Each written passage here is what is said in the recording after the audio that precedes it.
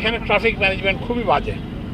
মানে যেখানে যা করা দরকার, হাইওয়ে পুলিশের যে দায়িত্ব পালন করা দরকার সেটা সেই দায়িত্ব পালন হচ্ছে না, এবং এটা একটা সায়েন্টিফিক মেথডে করতে হবে। তো ওই জন্য তাদেরকে আমরা এখান থেকে যাব, এবং ওই যে পুলিশের যারা প্রধান স্বরাষ্ট্র উপদেষ্টার সঙ্গে আমি আলাপ করব, তারপরে যে ওই যে খোদাবক্স চৌধুরী আমার স্পেশালিস্ট, ওনার সঙ্গে আমরা আলাপ করব। তো এইখানে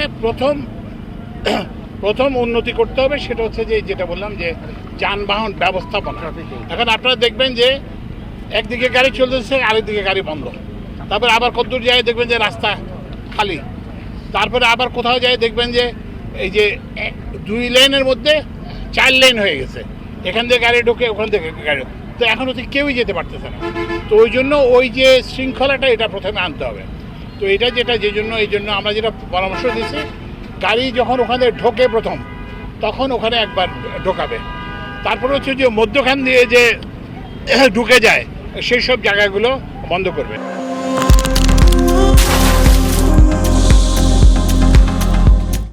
আর একটা হচ্ছে মধ্যে আমরা একটা ডিভাইডার দেবো, যাতে যার লেন সেই লেনে যে ওই 1 লেন 2 লেনকে 4 লেন না করতে পারে, এইটা একটা। আর একটা জিনিস হচ্ছে যে এখানে রাউন্ড অ্যাবাউটটাতে আমরা একটা বসাবো, কী বলে যে ডিভাইডার। এখন তো সবাই যেতে চেষ্টা করছে, এদিক দিয়ে যাচ্ছে, এদিক থেকে যাচ্ছে, কেউ যেতে পারতেছে না।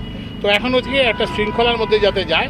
আরেকটা ওখানে একটা জরুরি কাজ করতে হবে, সেই কাজটা অগ্রাধিকার ভিত্তিতে করা হবে। ওখানে একটা ওই যে কী কাজ যেন এটা, আচ্ছা। আর একটা জিনিস যেটা মেইন যেটা সমস্যা, সেটা হচ্ছে বর্ষা তো বাংলাদেশে এইবার প্রথম না, বর্ষা তো আরও হবে। তো এই জন্য নর্মালি আমাদের রাস্তা হয় পিচ ঢালা রাস্তা।